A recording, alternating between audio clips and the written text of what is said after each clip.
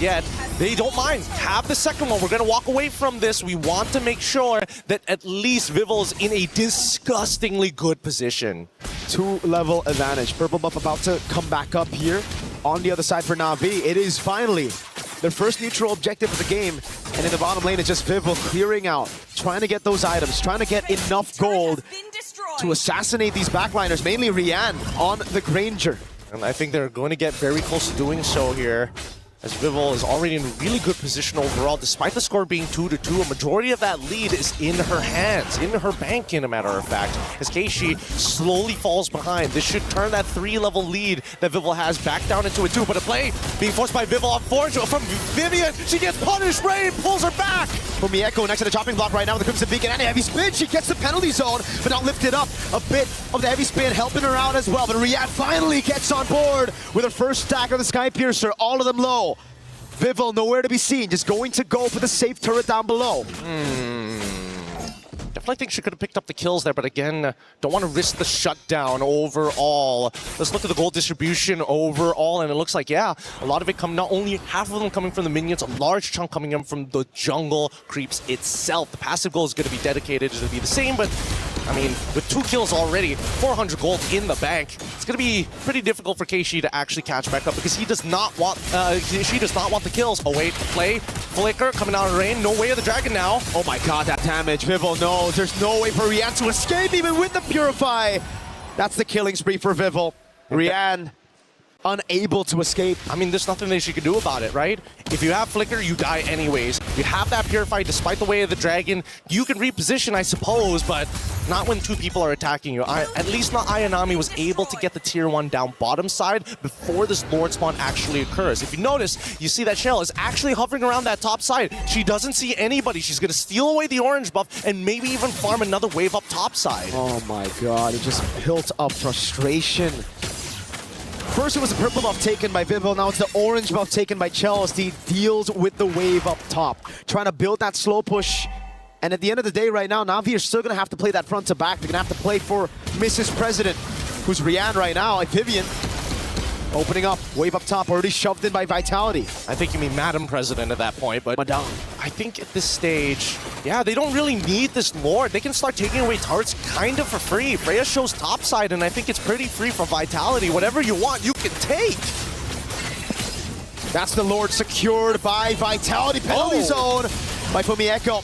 Now it's Vivel just waiting for the heavy spin. She's such a patient killer. Yeah, they really, they haven't lost too much composure. At now, 9 minutes? Yeah, endless battle. Wait, Zipper, pull up the item list real quick. Is that second item or third item? I'm pretty sure it's third. It's third. Dang, that is fast. That is so fast. And now, usually you would expect at least towards, like, you know, 10 minutes of the game, a couple of components, a Haskell on top of the Berserker's Fury, but now that he's got both, and triple items for Chell as well, like, this game is starting to look pretty good for Vitality if they want to hold up that trophy. 3,000 gold lead. Now add a bit more spice. It's an Ice Queen 1 against Na'Vi's composition. It was already... I mean, this Valir is already a big problem for them. Now you add that slow. It's going to be difficult for Mirai or not Ayanami. I think the only way is if not Ayanami and Mirai come in from 2 separate angles. Worst comes to worst, you got to at least sacrifice the heavy spin. Now, they're just dealing with the waves. One by one, they're going to cut it down. Even Rain getting Ice Queen 1 for herself at this stage, but they can't walk out of their base comfortably. And the oppression from Vitality is going to make sure that, hey, this lead, this simple 3K lead is slowly going to develop into roughly, I would give 7 to 8K, depending on whether or not they find another fight. Shout out to chat, pointed it out. I just read it out, but Vivel got level 15 at 950 on the dot. Massive gold advantage, an even bigger XP advantage. Keishi's 3 whole levels down. This is a dangerous game to be around here. And Na'Vi, they haven't been too proactive on the map. They've been waiting for the protocols, and worse yet, they have no real answer to Vivel because they can't force anything out of her. They have to attack other members and force Vivel to come to them, and even then, might not be enough resources. that big snowball we were hoping for Rian on that Sky Piercer has not come into fruition. And yet, we are still hoping that not Ayanami can somehow clutch a fight somewhere, somehow get him low, and let Rian finish them off. I'm just worried whether or not Keishi will be able to withstand the raw damage, not only from just Cine, but Chell, because she is clutching these fights. And the fact that Rian, the only Sky Piercer stack she got, it was instantly cut down by Vivel. I mean, Vivel's having a fantastic series, another fantastic game here on Ling. Really seems like she wants that finals MVP as well. She's able to close it out. Last time she got it was MWI 2022, the very first one. There's one hell of an argument to be made here, honestly. But considering the team lineups, it makes so much sense. And even then, when we look at the item list so far, it's only going to get worse. Nearly done with the BOD as well. If this game could not be more brutal to show how undisputedly good Vitality is, Na'Vi, we need to hear that answer sooner or later, because this Lord could be a make it or break it already.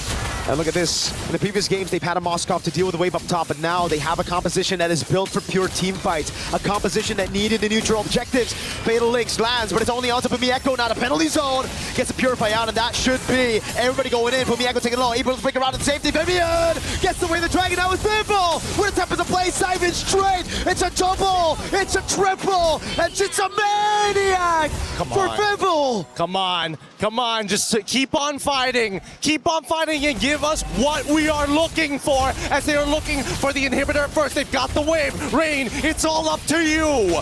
11-minute game for match point. Now in 13 minutes with no Crimson Beacon, Rain's gonna be shredded to pieces. We're better to defend a kingdom than upon its own sacred ground.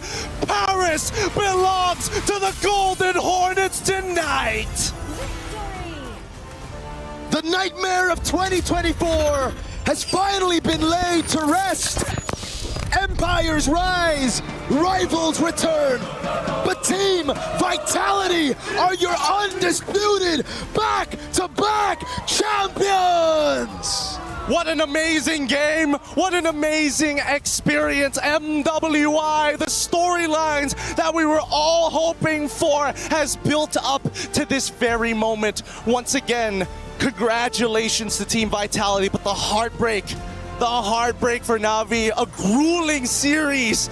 There's so much to be earned. We're throwing it over to our stage host to wrap it up. Thank you so much. It's me and Miracle on the desk, signing out.